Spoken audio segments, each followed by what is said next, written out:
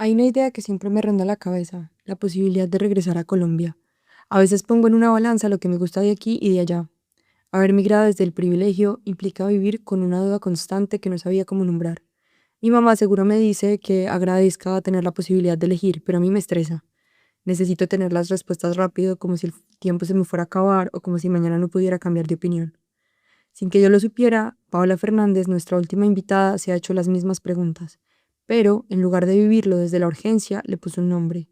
En la conversación citó a Kierkegaard y me habló sobre la angustia que generan las decisiones, la división que se hace en nuestras vidas desde el momento en el que ya no hay un único camino posible y de cómo las decisiones implican renuncias, pero también son las que nos hacen libres. En este episodio nos preguntamos qué tiene para decir la filosofía sobre la migración y cómo aquello que han dicho pensadores reconocidos también atraviesa nuestra experiencia personal. Perder los derechos, dejar de identificarnos con un trabajo que a lo mejor amamos, vivir con dudas constantes, darnos el permiso de la contradicción y de habitar el ahora.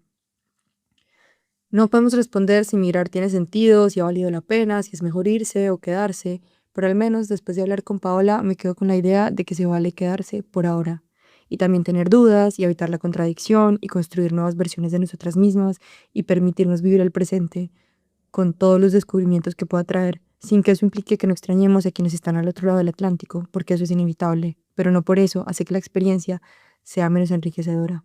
Espero que disfruten el episodio. Hola, soy Ale y esto es Migrantes Anónimas, un espacio colectivo para compartir experiencias, confesar miedos, sueños, nostalgias y esperanzas. Un podcast para desmitificar ideas y aprender de otros mientras nos acompañamos a atravesar esta aventura llamada migración.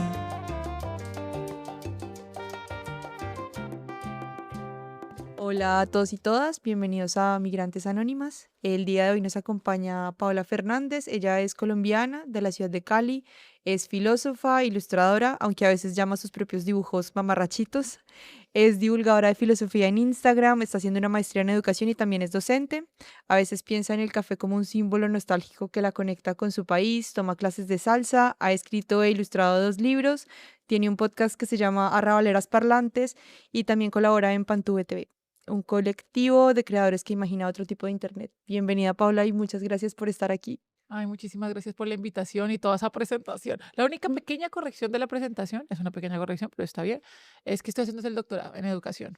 Ay, dije maestría, perdón. No, no pasa nada, no pasa nada. La maestría la hice en Colombia en filosofía porque soy una mujer insistente. Pero ahorita, bueno, quise cambiar un poquitico de, más que de rumbo profesional, porque sigo en el ámbito educativo, un poco el rumbo académico. Ya estaba haciendo como muy endogámico el pensamiento. El grado en filosofía, el máster en filosofía y quería como darle otro norte y ahorita estoy haciendo el doctorado, estoy finalizando el doctorado en educación.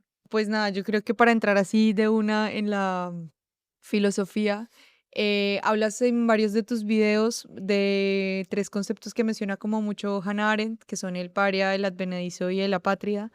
No sé si te preguntara solo hoy, no por el proceso completo, sino solo hoy, ¿con cuál te identificarías? Yo me siento un poco entre advenediza y, y paria, pero más advenediza porque, bueno, es importante como definirlos para tener un poco más de contexto. Hannah Arendt fue una filósofa judía que le tocó escapar, por supuesto, como de los vejámenes del nazismo. Le tocó, primero se fue a París, escapó a París y luego le tocó irse para Estados Unidos. Y pues que ella a sí misma se consideraba politóloga más que filósofa, porque pensaba más los problemas del mundo en tanto política, ¿no? En tanto hacer, en tanto acción humana. Y en los orígenes del totalitarismo tiene una sección que habla un poco de la condición judía y habla, bueno, cómo ha sido el desarrollo del pueblo judío y cómo fue.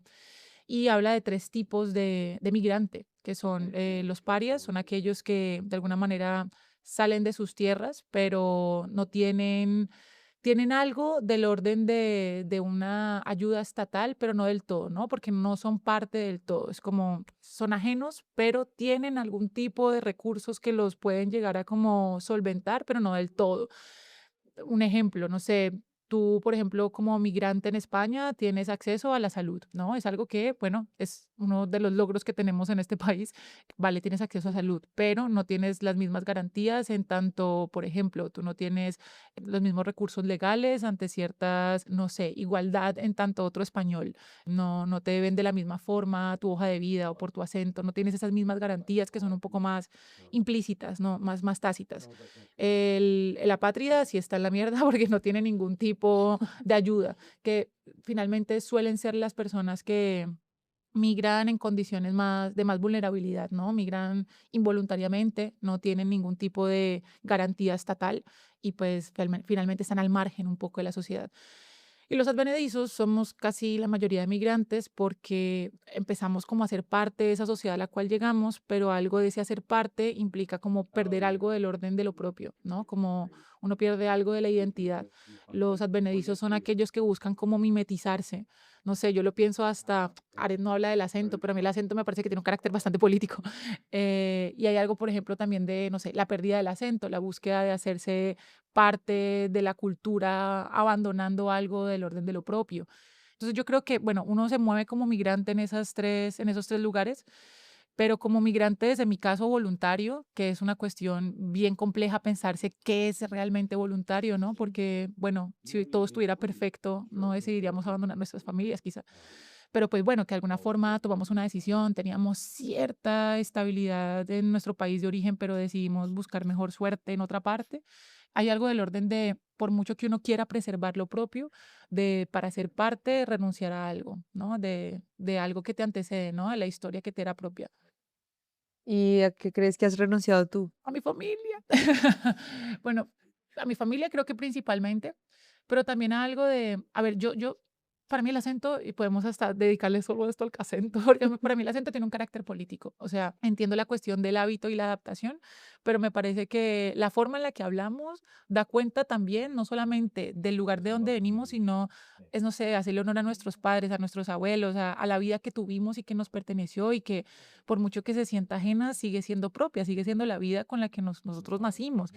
Siento que algo que uno renuncia inicialmente es a que te entiendan del todo, por mucho que hables, entre comillas, un mismo idioma, ¿no? Vivo en Cataluña, hablo en catalán también, pero que no te entiendan del todo, que haya que cambiar un poco una palabra que parece demasiado sencilla, no sé, pasar de carro a coche o ese tipo de cosas que hablarle de desayuno más como un brunch que como desayuno, y el almuerzo es un brunch, perdón, en vez de la comida, se vuelve un poco confuso y bueno, toca estar pensando un poco así sea tu misma lengua.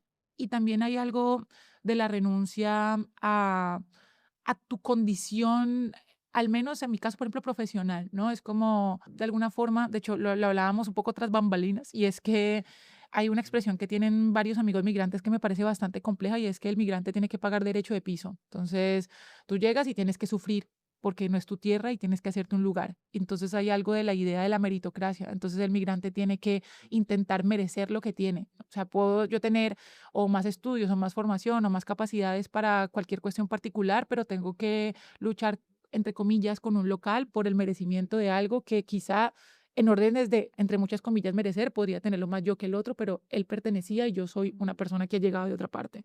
Entonces, es también renunciar a algo de tu vida profesional, ¿no? Del lugar en que tenías, de eso en tanto vida profesional, pero también renunciar a los lazos. Entonces, volver a generar lazos no solamente de familia, sino lazos de amigos o lazos de networking o ese lugar como seguro que de alguna forma pues era tu vida, ¿no? Hay algo de intentando adaptarse, renunciar un poco a eso.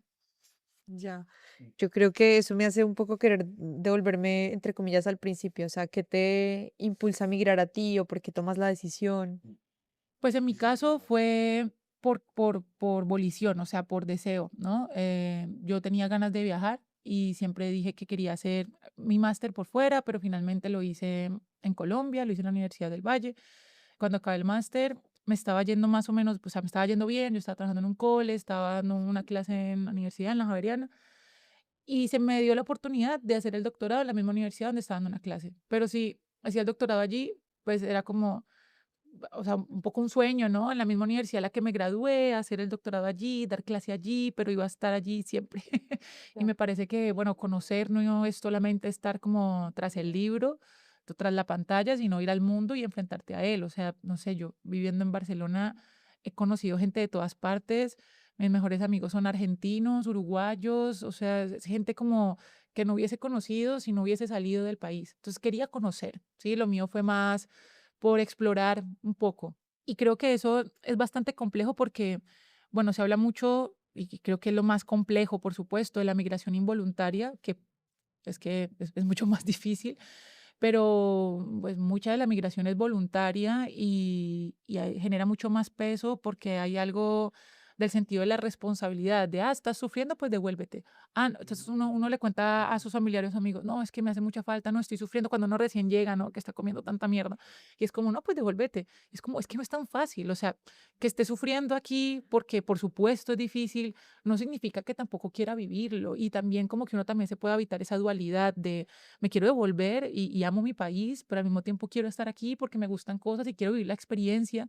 También hay una pregunta constante que te suelen hacer y es, ¿y te vas a quedar como si uno tuviera un todo definitivo, no? También a veces pasa entre migrantes que siento que nos tratamos como como carcelarios porque voy con eso y es que a veces uno dice, no, ¿cuánto tiempo llevas aquí? No, 2 años, no, muy poco, te falta. ¿Cuánto llevas? 7. No, claro, es que ya llevas 7 años, ¿no? Solo uno se siente no sé, en la cárcel que entre más tiempo lleva, más te respetan. Y es como, se me hace muy curioso que entre migrantes reconozcamos el sufrimiento como el mérito para el lugar en donde estás. Entonces, cuando uno ve a alguien que le está yendo bien, sin necesidad de haber sufrido tanto, entre esas idea de que el sufrimiento nos va a llevar a algo mejor, que también tiene un orden bastante católico, como da algo de rabia, ¿no? Uno ve las miradas que da rabia, pero no, te salieron bien las cosas. Bueno, en fin, me fui por la tangente. Yo decidí emigrar por voluntad. Reitero, muchas comillas, ¿no? Porque que realmente es voluntario y que es fruto, obviamente, de otra serie de condiciones. Y bueno, habito en este momento también la duda de si me quedo, si no, o qué implica quedarse o irse. Bueno. Ya, buah, siento que tocas un montón de temas que de los que quiero hablar, pero bueno, ya que lo has mencionado también un poco eso del sufrimiento y digamos que también esta migración, precisamente como tú lo mencionas, voluntaria, ¿crees que si se hubiera alargado, por decirlo de alguna manera, ese sufrimiento te hubieras devuelto? ¿Cómo ves un poco ahí? ¿Sientes que también hay cierta presión por no devolverse? Sí, sí, a todos sí. O sea, yo creo que, bueno, hay también unos golpes de suerte. Obviamente hay una cuestión de trabajo, ¿no? Uno tiene todos sus antecedentes. Cuando uno dice que empieza de cero, no empieza de cero, ¿no? Obviamente uno pierde un montón de garantías y un montón de cosas que sí tenía su país. No sé, tener una documentación que te acreditara como perteneciente. Y bueno, y todo lo que implica, ¿no? Lo victimizante que se vuelve todas las cuestiones migratorias en tanto documentación, por ejemplo. Pero, a ver, también creo que yo he decidido, por lo pronto, porque siento que me permito habitarme esta cosa que soy en este momento y que puede llegar a ser otra, estoy decidiendo quedarme porque las cosas se me han ido dando, ¿sí?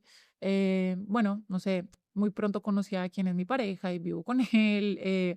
Después de un año y medio de comer alguito de mierda, me salieron ya trabajos en universidades y pues bueno, como que han ido surgiendo las cosas, pero creo que bajo otras condiciones, pues no sé, acababa el doctorado y me devolvía, o sea, pero a la primera pregunta también que mencionaste de algo de la imagen que ven los otros de nosotros como migrantes, también hay un peso gigante, porque la gente piensa que porque uno está viviendo en Europa y está ganando en euros es porque está viviendo el sueño.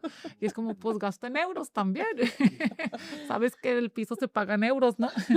Y claro, es como que la gente no dimensiona y uno dice, por ejemplo, yo vivo en Barcelona, ¿no? Entonces, claro, tengo la playa cerca y cuando en tanto voy, entonces le tomo una foto, entonces es como, se ve desde la distancia como, wow, triunfa, no la pasa mal, está feliz. Y es como, hay otro tipo de renuncias muy fuertes que por mucha playa y por mucho tener un metro que funcione, pues no se sustituyen y es, no sé, tu familia, por ejemplo, y estás renunciando.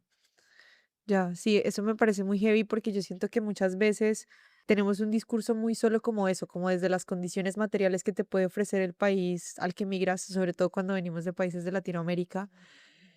Y justo he escuchado otro podcast y decían, bueno, pero es que hay otra magia dentro de lo que implica la comunidad o, por ejemplo, como todo ese habitar el cuerpo y el ritmo y el sabor de ciudades, por ejemplo, como Cali o eso, tener a la familia cerca, así sea para tomarse un tinto con la abuela, el tío político, el yo qué sé.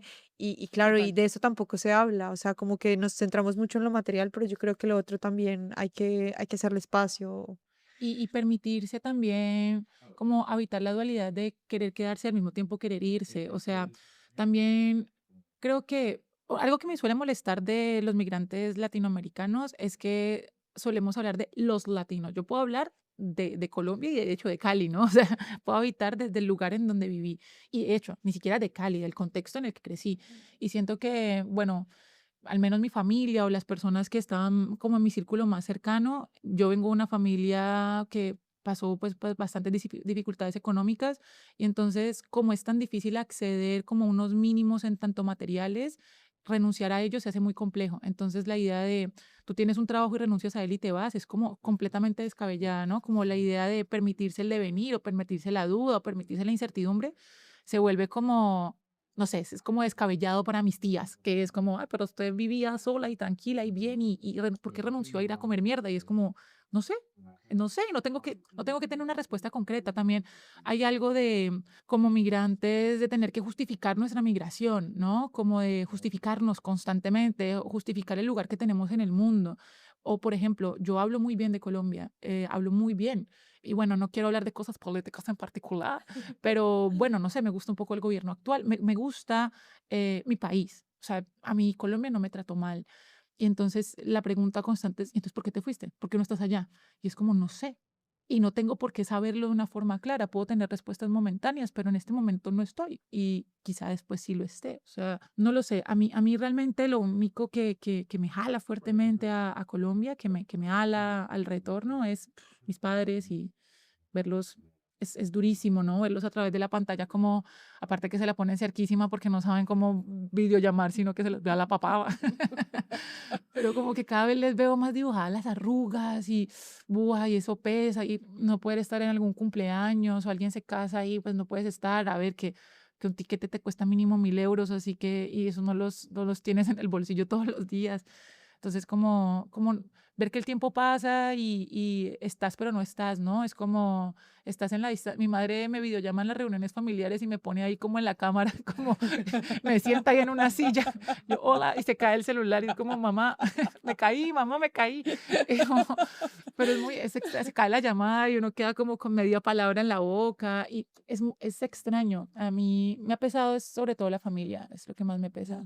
Total, sí, a mí también me pasa, sobre todo, no sé, ¿tú eres hija única o tienes hermanos? Un poco también cómo es esa relación, por ejemplo, con el cuidado, no sé qué tan mayores sean tus padres, que a mí eso es otra cosa que, por ejemplo, yo soy hija única y también lo pienso. Hay alguien más que obviamente no te sustituye, porque a lo mejor apoyo un poco en ese Sí, no, por fortuna sentido. está mi hermano, que mi hermano vive en Bogotá, pero bueno, pues de Bogotá a Cali es otra cosa.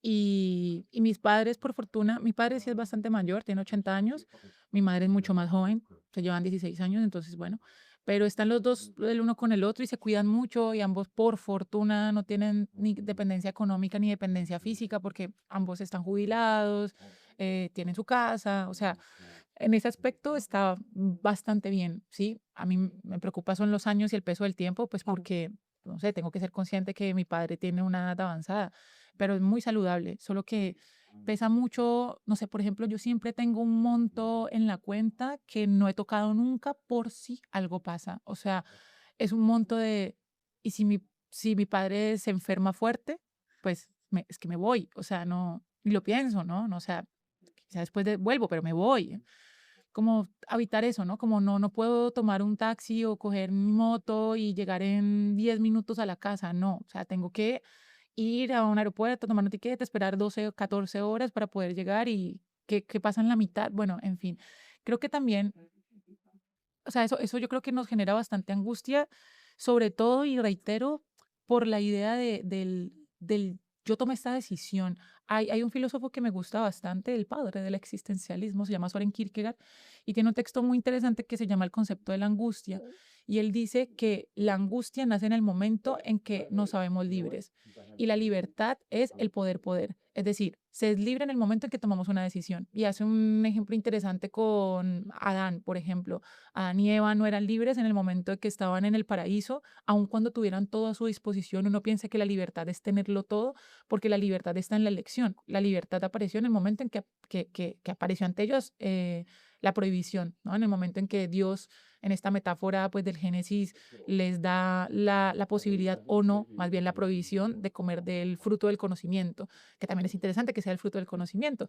Conocer implicaba algo de renunciar, pero había una libertad en esa decisión. La libertad apareció en el momento en que apareció la prohibición y en el momento en que aparece la libertad aparece la angustia, porque la angustia es el reconocimiento del poder y las implicaciones del poder. Las implicaciones, estamos acá, estamos renunciando a estar allá, al menos momentáneamente, o al menos en el momento que habitamos el estar acá. Y eso genera mucho peso porque es nuestra esa decisión. Al menos por eso hablo de la migración, entre comillas, porque voluntario tiene otros aspectos, pero migración voluntaria, o al menos medianamente libre. Wow, o sea, siento que este episodio va a ser como una terapia para mí, Me encanta. porque me parece que habitas como con mucha naturalidad ese, como el presente, como que yo siento que yo estoy muy obsesionada con el mañana y eso también estoy, mi migración también ha sido voluntaria, comillas, comillas, también estaba bien en, bueno, antes de la pandemia estaba bien en Colombia y como que también, sí, todo el tiempo es, y qué me estoy perdiendo? ¿Y si estoy allá o si estoy acá? O también si me, claro, también está la pregunta a la inversa, obviamente, como que ¿y si me devuelvo mañana, a qué renuncio acá? Porque también al final he ido construyendo cosas y eso me genera mucha angustia, pero me parece que tú lo ves como muy guay. Bueno, a ver, una cosa es de dientes para afuera, mi amor. En lo teórico todo suena muy lindo. Evidentemente me cargó un montón de angustia. Mi incertidumbre más grande, por ejemplo, en este punto, yo eventualmente quisiera maternar, que también es otra cuestión compleja, el maternar fuera de casa. Y lo que me pienso es, ¿y mi mamá? O sea, como que me va a acompañar en ese proceso. Y cuando lo hablo con mi pareja es, de verdad, o sea, es una cuestión que está a mediano, largo plazo para pensarse, aunque tampoco tan largo porque pues tengo treinta y tantos, ¿no? Entonces, pues, pero yo le digo explícitamente que al menos en ese periodo como tan vulnerable de gestación y de primeros meses, yo quisiera estar en Colombia. Mm. Entonces, claro, pienso, ¿y cómo quiero que crezca ese ser vivo, no? O sea, ¿con qué prácticas? Yo no sé, yo quiero que baile salsa, que hable duro, que escuche salsa en un parlante y que, que salga, no sé, que le guste la arepa y la empanada. O sea, yo quisiera, no sé, que no me digan bon día y si us plau, sino que me diga que hubo, no sé, como a ver, que pesa, que no quiero que ese ser vivo que pueda llegar a nacer pierda algo de también el orden de lo que me antecede, porque le honro a mis padres y honro a mis abuelos y honro la vida que he tenido y que ha sido muy linda en Colombia. Entonces, no, obviamente me pesa un montón, pero yo siento que ante o sea, me pesa, evidentemente, y ocupa mucho de mi pensamiento, pero por fortuna o desfortuna también, siento que como migrantes tenemos algo de muy ocuparnos del momento, ¿no? Hay muchas cosas que están pasando y que uno tiene que resolver. Entonces, que no, que es que tengo que los papeles y que no sé qué, y entonces que primero la residencia y luego los papeles de nacionalidad y el examen y tita, tú. Hay cosas, todo el tiempo están pasando cosas, un trabajo, otro, oportunidades, hacer red. Entonces, todo el tiempo te estás como ocupando, ¿no? Por lo pronto intento evitarme ese, bueno, estoy ocupando esto que está pasando y lo estoy haciendo del mejor modo posible que creo poder hacerlo. Y si en algún momento me permito regresar, lo haré. Y si me permito quedarme, pues también trataré de evitar esa decisión como, bueno, con paz, entendiendo que o sea, toda decisión implica una renuncia, hasta un helado de vainilla y de fresa. Y la renuncia siempre genera peso porque abre el camino del hubiese y el hubiese, pues pesa, porque el orden no nos gusta renunciar, porque entender que hay caminos posibles que sí pudimos habitar y que es nuestra responsabilidad no habitarlos, pues genera culpa, ¿no? Genera algo de, ¿y qué hubiese pasado? Sí, pero yo creo que en el momento en que migramos, abrimos como dos escenarios de realidad que tenemos que permitirnos habitar los dos porque la vida se nos divide, ¿no? Como se nos hace como una decisión en el corazón y quedamos partidos porque ya no somos del todo del lugar del que salimos, pero tampoco somos parte del todo en el lugar en el que estamos. Y pues habitar también ese no hacer parte del todo, creo que es como, bueno, da algo de paz, ¿no? Es aceptación. Wow. Me encanta. Hablas, por ejemplo, de ese como de que se dividen los caminos y cómo va siendo la construcción de identidad, cómo sientes que te has ido transformando tú también como con el mismo proceso, eso también estar como habitando la duda. Yo creo que, a ver, también yo he sido, tengo un par de amigos catalanes, un par de amigos, bueno, los catalanes son catalanes, que no son españoles, pero bueno, tengo un par de amigos catalanes, pero la mayoría de mi comunidad es latina, creo que es bastante común, o migrante, de hecho mi pareja es ucraniano y llegó aquí a los 8 años, entonces bueno, que tampoco es como del todo español, entonces bueno, como que la gente con la que me rodeo también es un poco advenediza, ¿no? Ellos estamos un poco también habitando esa dualidad. Y, y por eso creo que en términos de identidad, para mí, reitero, el acento es político y cuando hablo de acento no solamente digo la forma en la que, no sé, digo las eses o pego las palabras o digo pam, no, o sea, para mí el acento y todo lo que implica como el reconocer que mis prácticas son válidas, ¿no? Que lo que, no sé, voy a poner un ejemplo que se me viene a la cabeza muy particular, pero siento que como colombianos nosotros agradecemos por todo. Si nos ponen, estamos en un restaurante, nos ponen una cuchara y es como gracias, y nos ponen el juguito, gracias, nos ponen un plato, gracias. Y una vez mi pareja deja de agradecer tanto, agradece al final, pues porque, a ver, que cada vez que pasa le dices gracias. Y le dije como, es que a mí me gusta, o sea, siento que, no sé, me enseñaron, parte de mi identidad es decir a todo el mundo hola, saludar a todo el mundo, tratar de abrazar a todo, despedirme de todo el mundo, decir gracias cada que puedo, eh, no sé, sonreírle a todo el mundo, que suena como muy cursi, pero que también viene como de nuestra formación. Y, y nada, al menos yo trato de, o sea, no es que no haga parte, o sea, hago parte y respeto todo. De hecho, no sé, para dar clase en la universidad en la que estoy trabajando me toca dictar la miti-miti en catalán, o sea, me tocó integrarme, pero integrarme no significa renunciar a mi identidad. La identidad es fluctuante, la identidad no es una ipseidad que es como completamente perpetua porque nos estamos haciendo en cada momento, pero sí que es cierto que tenemos una impronta que no solamente es nuestro pasaporte, sino que es el lugar en el que nacimos, da cuenta de quiénes somos. Y yo no sé, yo no voy a dejar de hablar duro, no voy a dejar de, no, de tratar de pasar las comidas con un juguito de maracuyá si me encuentro en una tienda latina, juguito. O sea, no voy a dejar de tener, no voy a dejar de los domingos escuchar boleros, no sé, tomando cafecito, porque son cosas que a mí me generan como sentirme un poco todavía allí, no sé, en Colombia.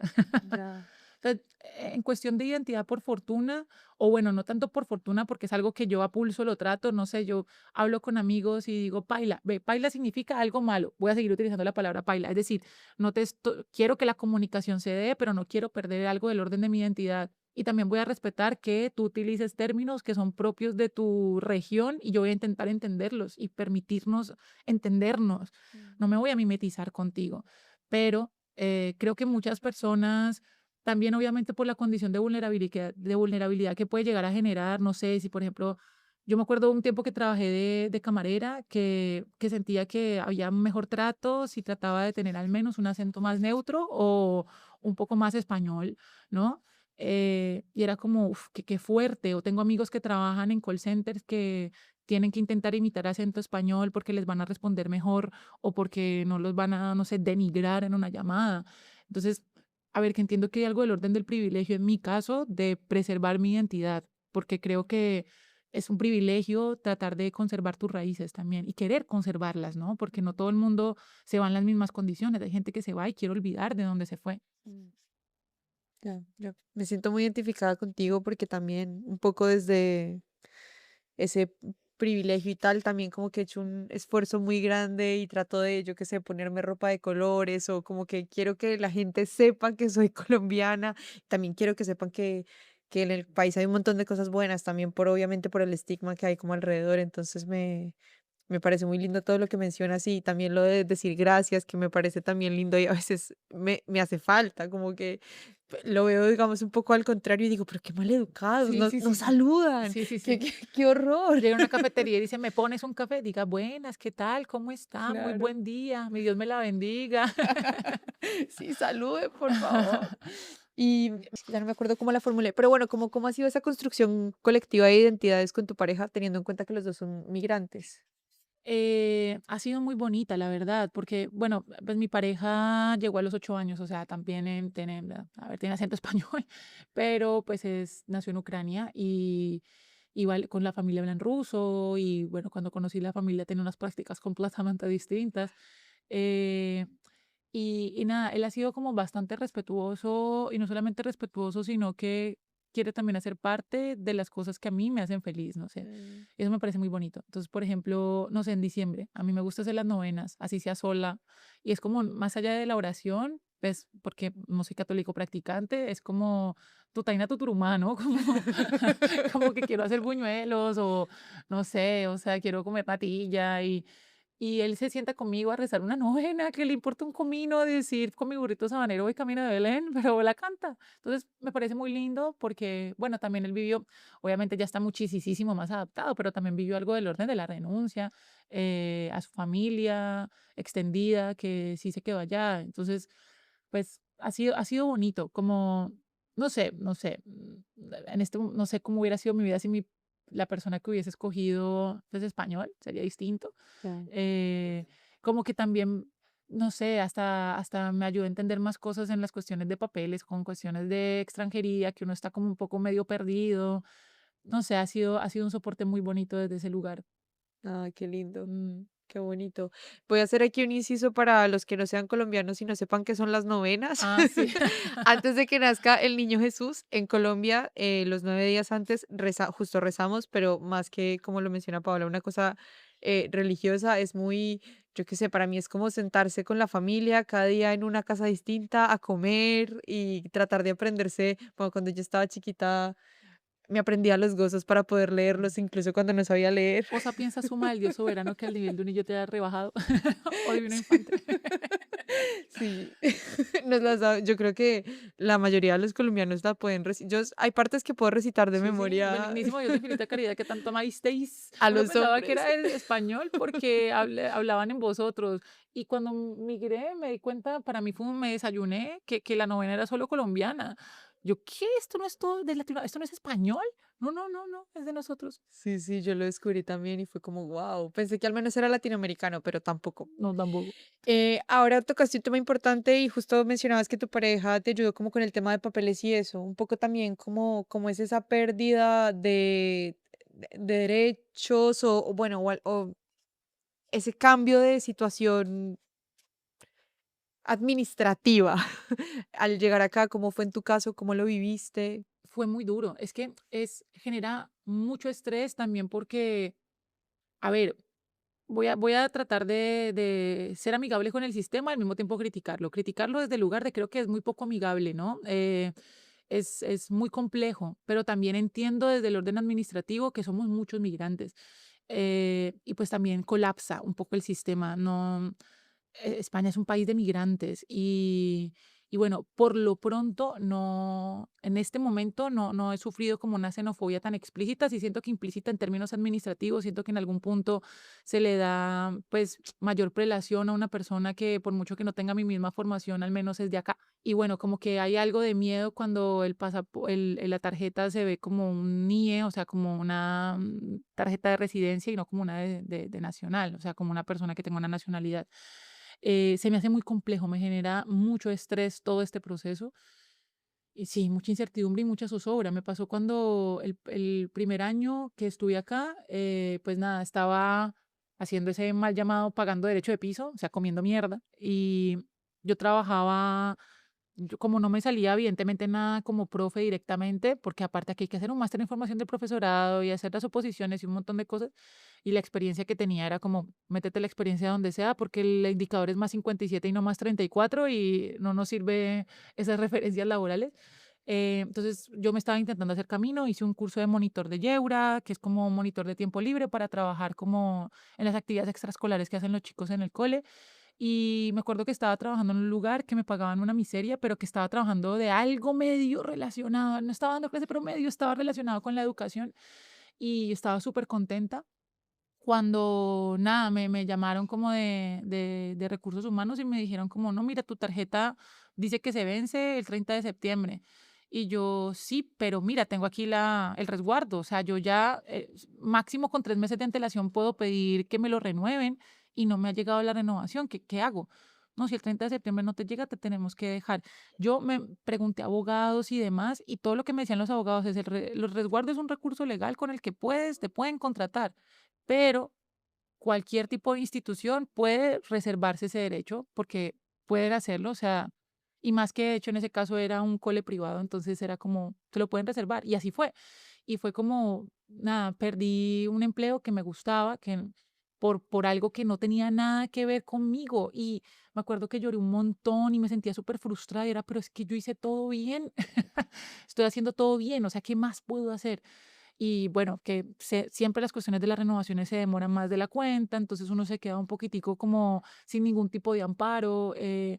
Y es muy complejo como sentirse así de vulnerable, como está supeditado a un factor externo que tú puedes hacerlo todo bien, pero es como en medio del azar, está supeditado a un otro y pesa mucho.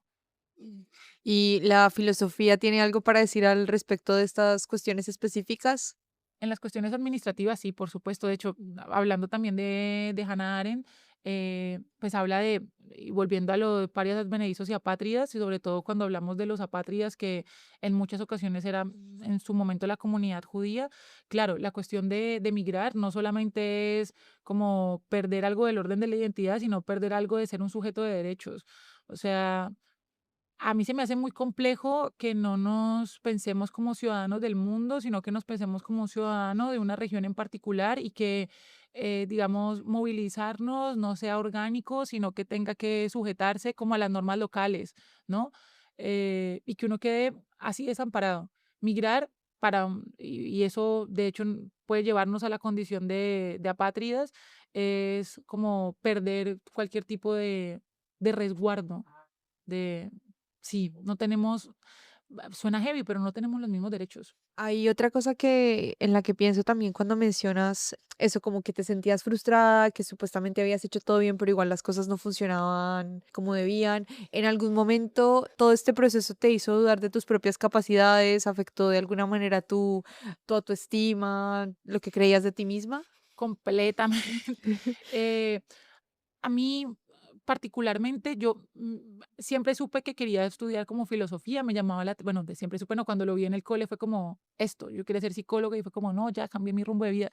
Y siempre me hice a mí misma bajo Paola, profe de filosofía, ¿no? Era como mi rótulo. Por fortuna en Colombia me gradué a los 20 y de una en el lugar en donde hice prácticas me quedé trabajando en un cole y trabajé 10 años en colegios. Entonces, era mi identidad, estaba en relación al ser profe. Entonces, hay un filósofo muy interesante también que se llama Jean-Paul Sartre, también existencialista, que en un texto que se llama El ser y la nada dice que nosotros en ocasiones, bueno, el tipo, la premisa es que estamos condenados a ser libres, o sea que precisamente estar en el mundo, estar volcado en el mundo, ser proyecto, estar proyectado a lo que viene, implica que somos libres, que tenemos que tomar decisiones, pero como eso genera tanto peso y como ya vimos con Kierkegaard que produce mucha angustia, pues entonces nos queremos despojar de esa responsabilidad. Y una de las formas en que lo hacemos es obrar de mala fe. Él dice que obrar de mala fe es cuando nosotros le ponemos nuestra identidad o nuestro yo propio a algo ajeno a nosotros que creemos que es un yo mismo, pero que finalmente es otra cosa. Me explico. Yo puedo decir, yo obro como obro porque soy Géminis, porque soy colombiana, porque soy profe de filo. Entonces, toda mi identidad estaba puesta en soy profesora de filosofía.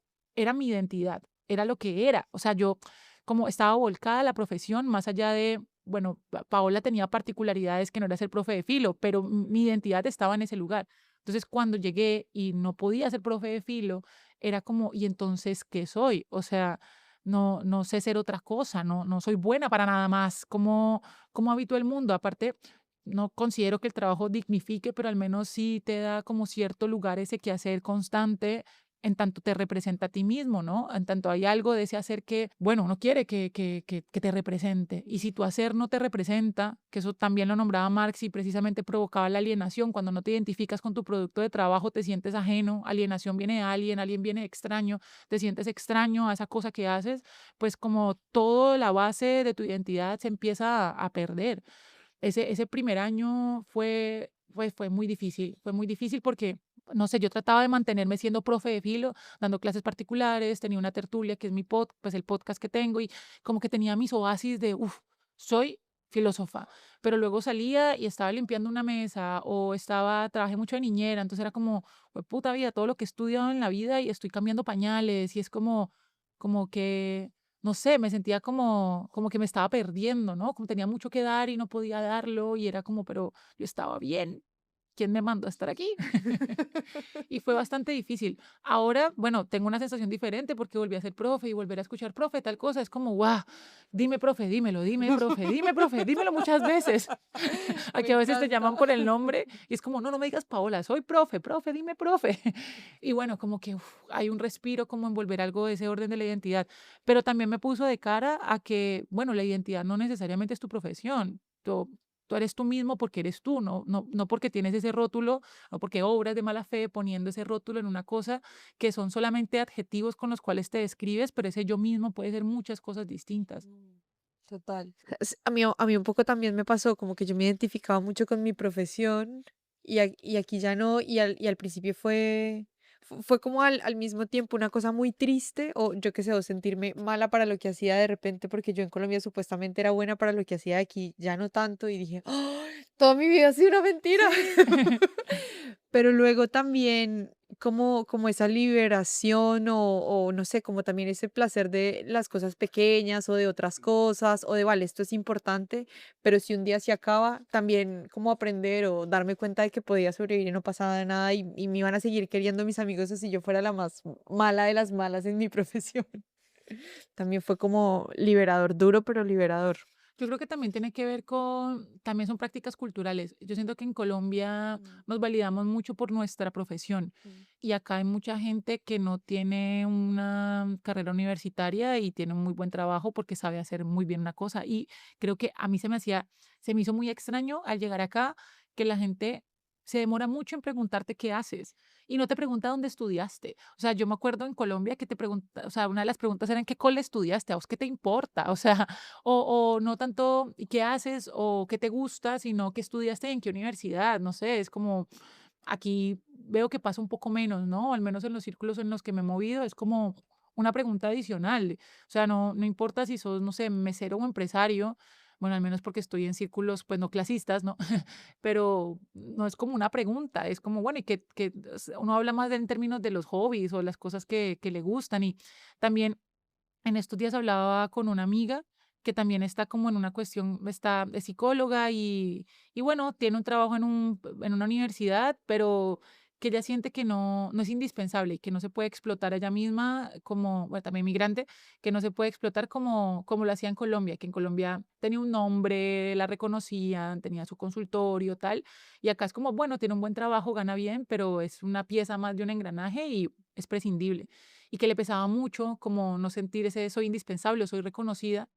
Y hablaba con ella de, bueno, ¿y por qué, como por qué tenemos que darle tanto peso a la profesión en nuestra identidad? Y le decía, no sé, mi amiga canta. Y yo, pero ¿por qué no sé, cantas? No sé, anda a un open mic y canta y vamos juntas y no sé, explota otras cosas que también sean tú misma, que no sea esa profesión que en este momento, pues bueno, no sé, que el trabajo siempre lo ligamos con algo que sí o sí nos tiene que generar como valía, Mm. dignificarnos y bueno, en ocasiones el trabajo puede ser el recurso con el cual nosotros llegamos a no sé, otros servicios, ¿no? Tenemos dinero para conseguir otras cosas y cierto bienestar. No necesariamente tiene que ser aquello que te dé una identidad.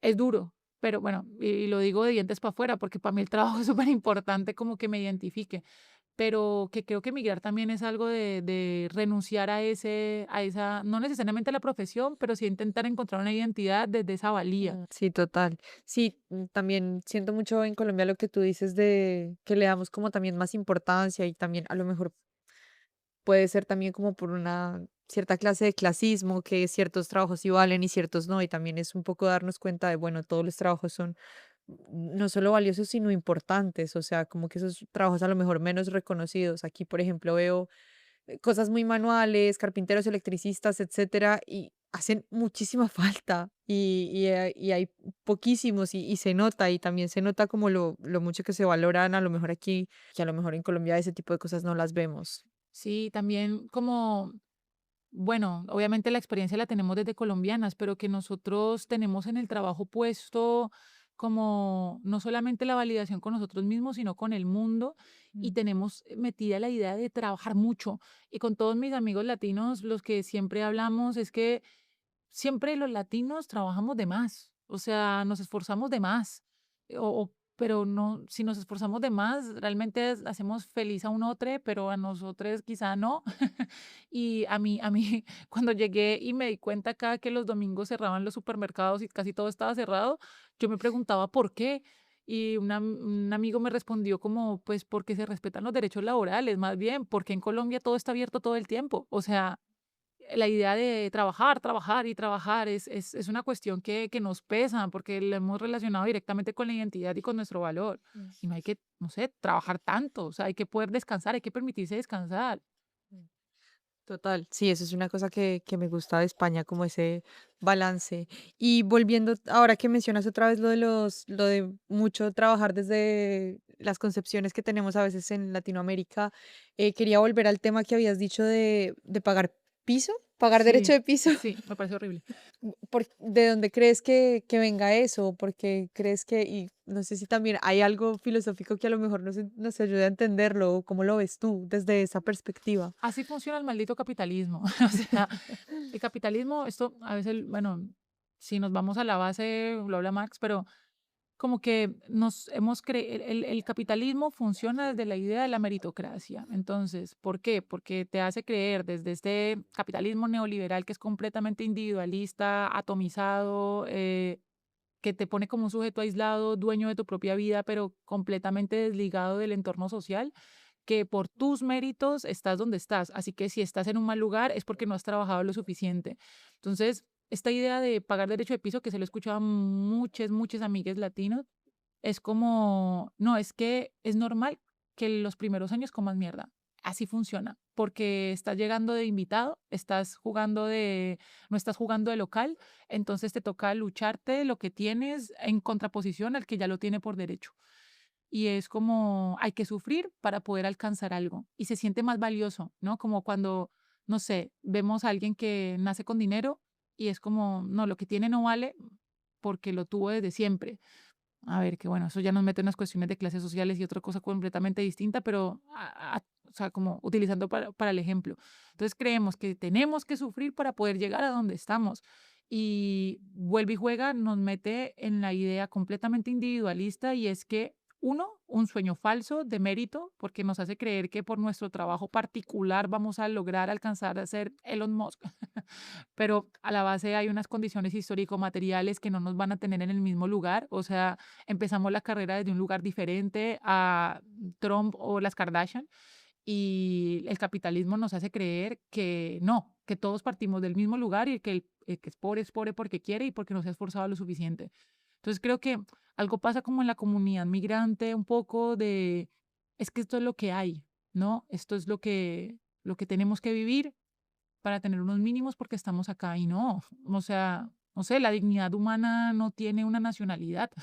No tengo que sufrir para tener unos mínimos, no debería ser así.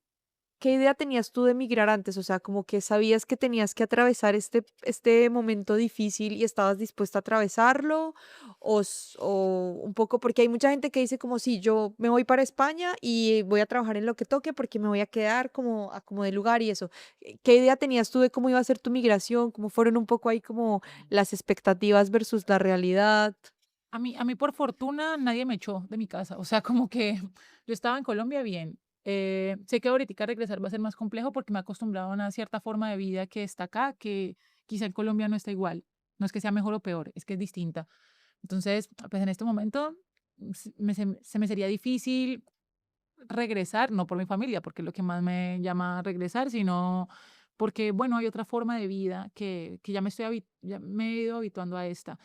Pero bueno, por fortuna creo, y creo que también eso viene dentro del orden del privilegio, yo vine sin necesidad de quedarme. Me estoy quedando porque las cosas se han ido dando. Y yo siempre dije, y yo me despedí de Colombia diciendo nos vemos en 3 años o 4 que acabe el doctorado. Pero no me imaginé que me iba a vivir con mi novio y que adoptaríamos 2 gatas y que me iba a salir trabajo de lo mío. O sea, no, para mí todo ha sido como que me lo he luchado, evidentemente, y vuelvo a la idea de meritocracia que está tan internalizada que hasta la meto en el discurso. Es que me da mal genio conmigo misma, pero bueno, también evitar esa dualidad y evitarse, hay que permitir evitarse las incoherencias, creo también.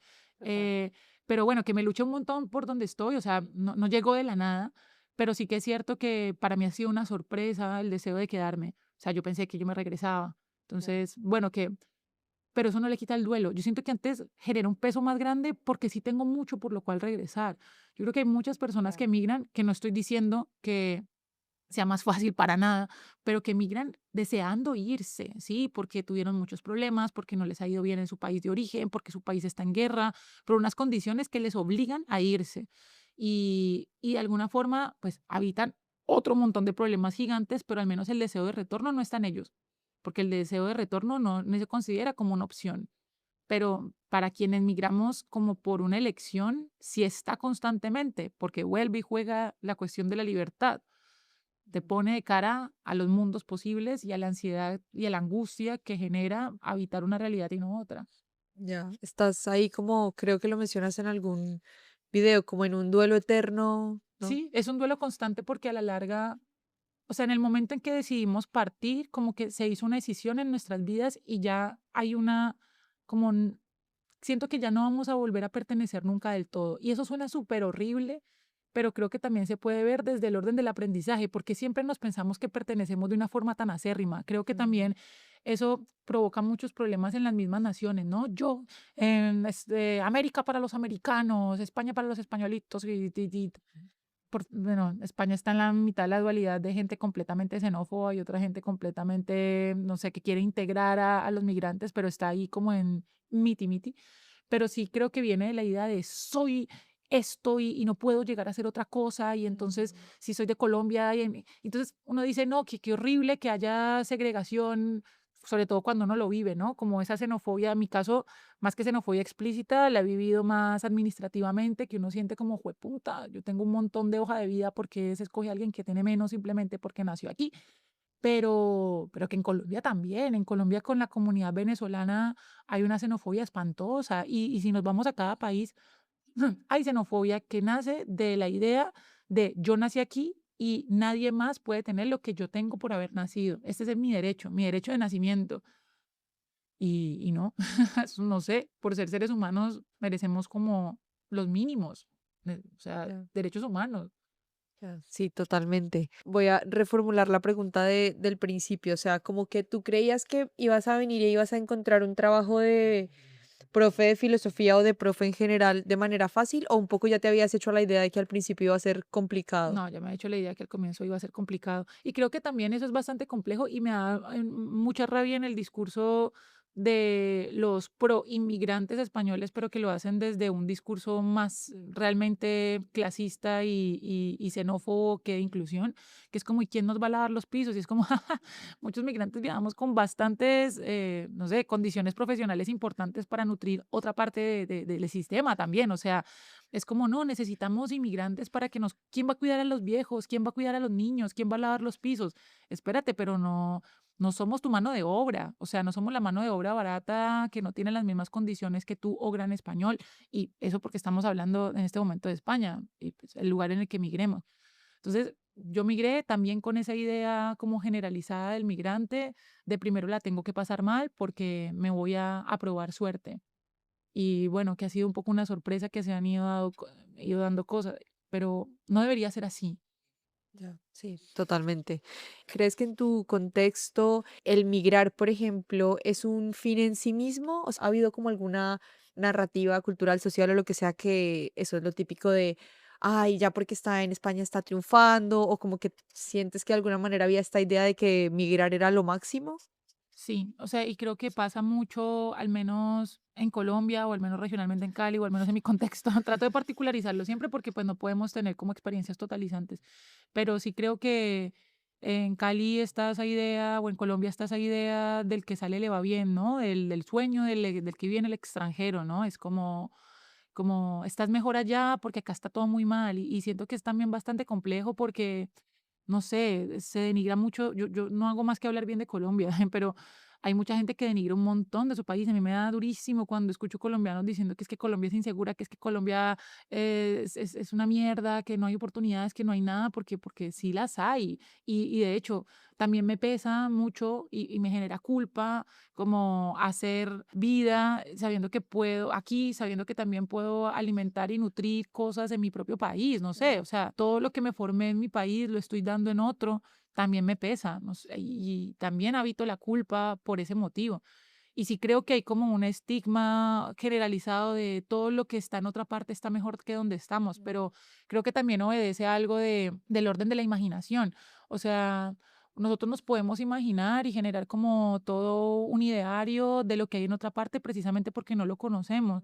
Entonces, no sé, todos aquellos amigos que tengo en Colombia, familia que tengo en Colombia, pues no conocen cómo es vivir al extranjero, qué hay de la renuncia. Obviamente, por algo decidimos quedarnos también y cada quien tendrá sus motivos, pero es más grande el imaginario porque precisamente no obedece a la experiencia particular.